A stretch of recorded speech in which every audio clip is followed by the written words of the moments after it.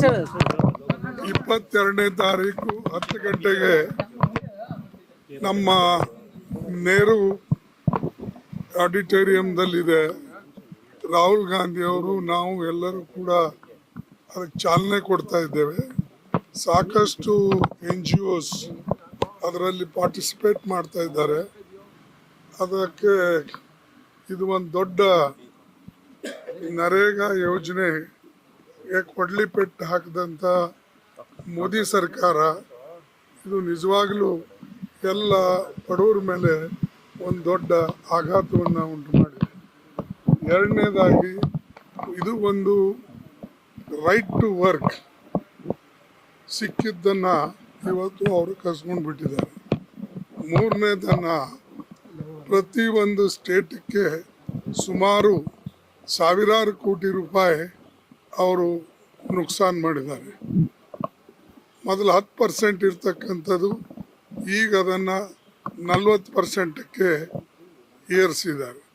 ಹೀಗಾಗಿ ಈ ಯೋಜನೆಗೆ ಅವರು ತೆಗೆದುಹಾಕಬೇಕು ಮತ್ತು ಬಡವರು ಯಥಾ ಪ್ರಕಾರ ಇಲ್ಲ ಬೌಂಡೆಡ್ ಲೇಬರ್ ಆಗಬೇಕು, ಇಲ್ಲ ಅಂತಂದರೆ ಅವರು ಗುಲಾಮರಾಗಿ ಬಾಳಬೇಕು. ಈ ಒಂದು ಯೋಚನೆಯಲ್ಲಿ ಅವರು ಸರ್ಕಾರ ಮಾಡಿದೆ. ಇದಕ್ಕೆ ಬರ್ತಕ್ಕಂಥ ನಮ್ಮ ಪಾರ್ಲಿಮೆಂಟ್ ಸೆಷನ್ನಲ್ಲೂ ಕೂಡ ಇದನ್ನು ನಾವು ಎತ್ತೇವೆ. ಇದರ ಹೋರಾಟ ಎಲ್ಲ ಕಡೆ ನಡೆದಿದೆ, ಎಲ್ಲ ಜಿಲ್ಲೆಗಳಲ್ಲಿ ನಡೆದಿದೆ. ಇಲ್ಲೂ ಕರ್ನಾಟಕ ಸ್ಟೇಟ್ದಲ್ಲೂ ಕೂಡ ಅವ್ರು ಮಾಡ್ತಾ ಇದ್ದಾರೆ. ಇದಕ್ಕೆ ಹೋರಾಟ ಮಾಡ್ತಕ್ಕಂಥದ್ದು ಇದು ಸತತವಾದಂತ ಇದು ಒಂದು ಕಾರ್ಯಕ್ರಮ. ರಾಜ್ಯ ನಾಯಕರೆಲ್ಲ ಒತ್ತಾಯಿಸ್ತಾ ಇದ್ದಾರೆ ಸರ್, ಹೈಕಮಾಂಡ್ ಮಧ್ಯಪ್ರವೇಶ ಮಾಡಲಿ ಅಂತ.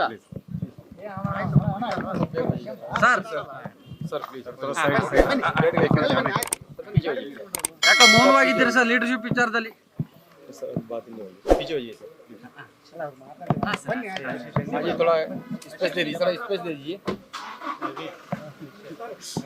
ಆಯ್ತು ಸೈಡ್ ಪ್ಲೀಸ್.